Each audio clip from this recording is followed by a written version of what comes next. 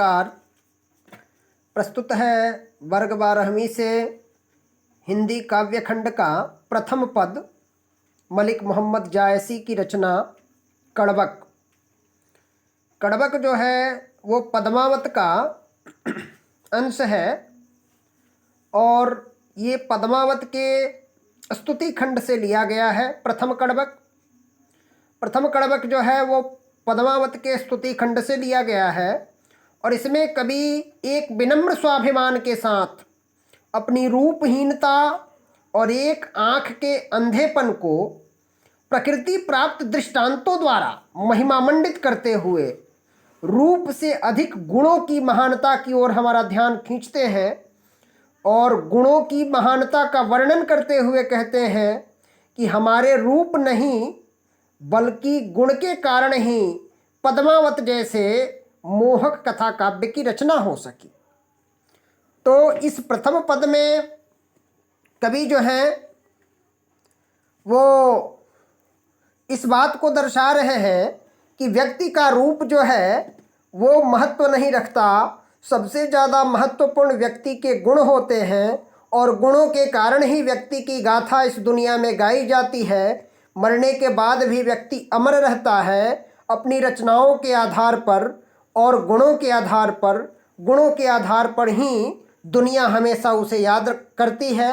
इस बात को मलिक मोहम्मद जायसी जी ने प्रथम कड़बक में स्पष्ट करने का प्रयास किया है। ये पद्मावत के स्तुति खंड का अंश है, तो इसको हम लोग देखेंगे। एक नयन कवि मोहम्मद गुनी सोई बिमोहा जय कवि सुनी, चांद जैसे जग विधि अवतारा दीन कलंक कीन्ह उजियारा, जग सूझाए कई नयनाहा उआसु कस नख तन माहा, जो लही अम्बही डाभ न होई तो लही सुगंध बसाई न सोई, कीन्ह समुद्र पानी जो खारा तो अति भयउ असूझ अपारा, जोस मेरु त्रिशूल विनाशा भा कंचन गिरि लाग आकाशा, जो नहीं घरी कलंक न परा कांच होई नहीं कंचन करा, एक नयन जस दर्पण औते ही निर्मल भाव, सब रूपवंत गही मुखा जो वही कई चाव। प्रथम पद में कवि जायसी जी बता रहे हैं कि एक नयन कवि मोहम्मद गुनी, ये मलिक मोहम्मद जायसी जो थे उनकी एक आँख नहीं थी, एक आँख के काने और एक कान के बहरे थे। अचेचक के कारण उनका रूप जो था वो भी बदसूरत हो चुका था। तो कवि इसमें कह रहे हैं कि एक नयन कवि मोहम्मद गुनी सोई बिमोहा जय कवि सुनी। ये मलिक मोहम्मद जायसी जी स्वयं के बारे में कह रहे हैं कि यह मोहम्मद कवि जो है वो एक आँख वाला है लेकिन बड़ा गुणवान है, और जो इस कवि को सुनता है यानी इस कवि की रचना को पढ़ता है और सुनता है वह व्यक्ति जो है मोहित हो जाता है, जायसी जी की रचना पर मोहित हो जाता है।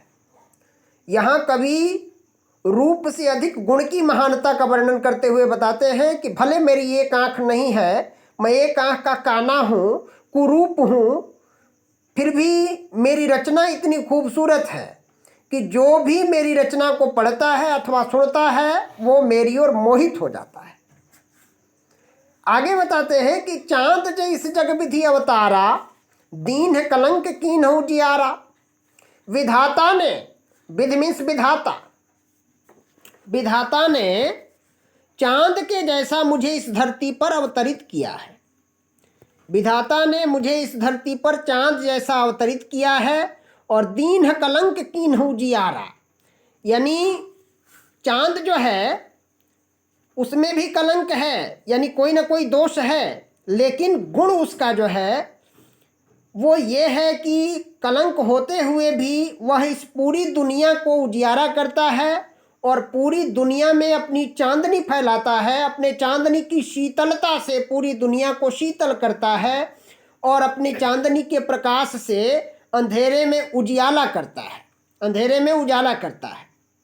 तो कवि ये स्पष्ट करना चाहते हैं कि जैसे चांद में भी कलंक है, फिर भी वह अपने गुणों के कारण दुनिया में अपनी रोशनी का प्रसार करता है, अपनी शीतलता का प्रसार करता है। उसी प्रकार मेरे अंदर भी अवगुण तो हैं, मेरे रूप में त्रुटि है, मेरी एक आंख नहीं है, एक कान से कम सुनाई पड़ता, लेकिन मेरे गुण जो हैं वो गुण इसी चांद के जैसे हैं।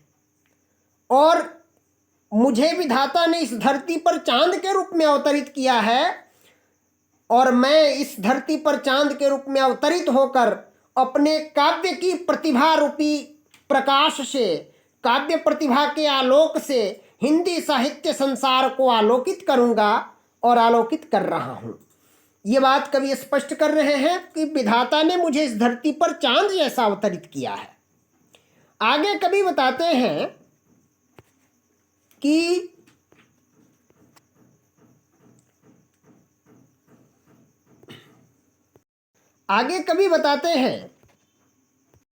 जग सूझा एकई नैनाहा हुआ सुख अस नखतन माहा।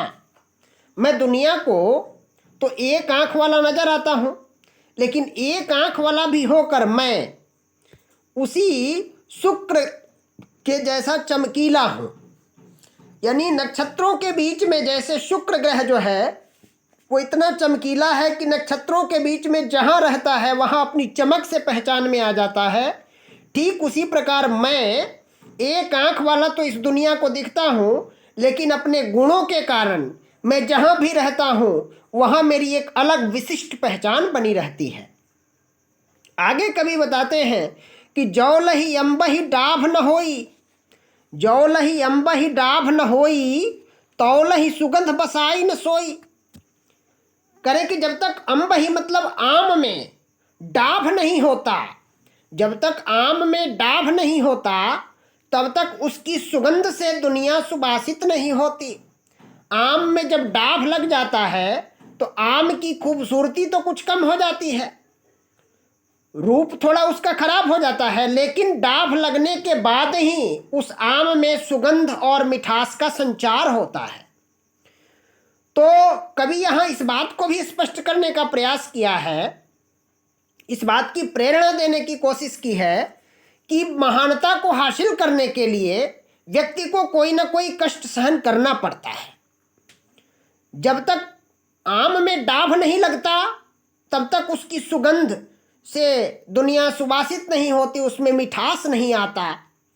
आगे कवि बता रहे हैं कि कीन्ह समुद्र पानी जो खारा, तौ अति भयउ असूझा पारा। समुद्र का जल खारा है, यह जो है समुद्र का जल खारा है, तभी वो जो है अपार है और इतना विशाल है। तो समुद्र के विशालता का कारण उसका खारापन है, यानी कहीं त्रुटि है तो उसमें गुण भी आपको मिलेंगे। और यदि आपके गुण जो हैं वो आपके दोषों से कम हो, यानी दोष कितना भी हो, लेकिन अगर आप गुणवान हैं और आपके गुण जो हैं आपके दोषों से ज़्यादा हैं और अच्छे हैं, तो आप अपने गुणों के आधार पर प्रसिद्धि प्राप्त करेंगे। आपके दोष जो हैं उन्हीं गुणों की छत्र छाया में छिप जाएंगे। दूसरी बात कभी यहाँ यह बताने का प्रयास किया है कि व्यक्ति को महान बनने के लिए चोट सहन करना पड़ता है, कष्ट सहन करना पड़ता है। हमारे दिनकर जी जो राष्ट्रकवि हैं वो भी इस बात को स्पष्ट करते हुए अपने काव्य में बताए हैं कि जब पीसा जाता इक्षुदंड बहती रस की धारा, अखंड मेहदी जब सहती है प्रहार, बनती ललनाओं का श्रृंगार, जब फूल पिरोए जाते हैं हम उनको गले लगाते हैं। तो यहाँ दिनकर जी भी बात स्पष्ट कर रहे हैं कि जब तक इक्षुदंड को पीसा नहीं जाता तब तक उससे रस की धार प्रवाहित नहीं होती, जब तक मेहंदी प्रहार को नहीं सहती है तब तक वो ललनाओं के हाथों का श्रृंगार नहीं बन पाती, और जब तक फूलों के गले को छेद कर सुंदर माला का रूप नहीं दिया जाता तब तक हम उसे हार के रूप में धारण नहीं करते। आप देखेंगे कि जो पत्थर छेनी हथौड़ी की चोट सहन करता है, वही पत्थर भगवान का रूप धारण करके मंदिरों में पूजा जाता है। तो कभी भी और कहीं भी महानता को हासिल करने के लिए, कोई अच्छी उपलब्धि हासिल करने के लिए आपको कष्ट तो होगा ही, पीड़ा होगी, उसे सहन करना पड़ेगा। प्रयास के दौरान कई प्रकार की विघ्न बाधाएं आती हैं, उन सबको सहन करते हुए तब आगे बढ़ते हुए जो व्यक्ति निरंतर आगे बढ़ता रहता है, वही व्यक्ति महानता को प्राप्त करता है। तो कभी आगे इसमें बताने का प्रयास करते हैं कि कीन समुद्र पानी जो खारा तो अति भयउ असूझ अपारा। आज सागर इतना विशाल है, इस सागर की विशालता का कारण उसका खारापन है। अगर उसका पानी खारा नहीं होता तो शायद सागर इतना विशाल नहीं होता। आगे कभी बताते हैं कि जो सुमेरु त्रिशूल विनाशा भा कंचन गिरि लागा कासा। सुमेरु पर्वत को शंकर भगवान ने जब तक अपने त्रिशूल से मारा नहीं, त्रिशूल से प्रहार नहीं किया, तब तक वो जो है सोने का नहीं बना। तो सुमेरु पर्वत का स्वर्णिम बनने का, सुमेरु पर्वत स्वर्णिम तब बना है और उतनी ऊंचाई को तब हासिल किया है जब उसने शंकर भगवान के त्रिशूल की चोट को सहन किया है। जो लही घड़ी कलंक न परा, कांच होई नहीं कंचन करा। जब तक सोना जो है, सोना जब तक तपता नहीं है, जब तक उसको घड़िया में नहीं डाला जाता, कोयले की घड़िया में जब सोना डाला जाता है तभी जो है वो सुंदर खूबसूरत गहने का रूप धारण करने योग्य बनता है। इसलिए कभी स्पष्ट करने का प्रयास करते हैं कि महानता को हासिल करने के लिए आपको पहले कष्ट सहन करना पड़ेगा। दूसरी बात यह स्पष्ट करने का प्रयास करते हैं कि व्यक्ति के अंदर अगर कोई दोष है, लेकिन अगर उनके दोषों से अधिक उनके पास गुण हो, उनकी प्रतिभा हो, तो उस गुण और प्रतिभा की छत्र छाया में उनके दोष छिप जाते हैं। इस बात को भी कभी स्पष्ट करने का प्रयास करते हैं कि व्यक्ति का रूप महत्व नहीं रखता, बल्कि उस व्यक्ति द्वारा किए गए कार्य जो हैं, उस व्यक्ति के गुण जो हैं, उस व्यक्ति की विशेषताएं जो हैं, उस व्यक्ति की प्रतिभाएं जो हैं, उसी के कारण व्यक्ति इस दुनिया में प्रसिद्धि को प्राप्त करता है। जैसे ये मलिक मोहम्मद जायसी जी जो हैं, कुरूप हैं, एक आँख के काने और एक कान के बहरे हैं, फिर भी इनके अंदर प्रतिभा इतनी अच्छी है कि अपनी प्रतिभा के बल पर ये आज भी साहित्य जगत को प्रकाशित कर रहे हैं, आलोकित कर रहे हैं, और पूरी दुनिया उस जायसी जी को बड़े आदर और श्रद्धा के साथ याद करती है। अंत में कवि पद के अंत में बताते हैं कि एक नयन जस दर्पण, मेरी एक ही आंख है, लेकिन वो एक आंख जो है दर्पण के समान है। एक आंख दर्पण के समान है, औत ही निर्मल भाव, मेरा स्वभाव जो है अत्यंत निर्मल है, और दर्पण जैसी स्वच्छ मेरी एक आंख है। और सब रूपवंत कही मुख, जो वही कई चाव। मेरी एक आंख इतनी निर्मल है और दर्पण जैसी शुद्ध है, स्वच्छ है। मेरा स्वभाव निर्मल है, इतना निर्मल कि सभी रूपवंत व्यक्ति, जितने रूपवान लोग हैं, वो सारे रूपवान लोग बड़े चाव के साथ हमें जोहते हैं, यानी खोजते हैं, बड़े चाव के साथ हमें खोजते हैं। तो हमारा गुण जो है, हमारी विशेषता जो है, हमारी प्रतिभा जो है, इसी के बल पर मुझे दुनिया याद रखेगी और इसी के बल पर मैंने दुनिया में प्रसिद्धि हासिल की है। इस बात को स्पष्ट करने का प्रयास प्रथम पद में किया है मलिक मोहम्मद जायसी जी ने।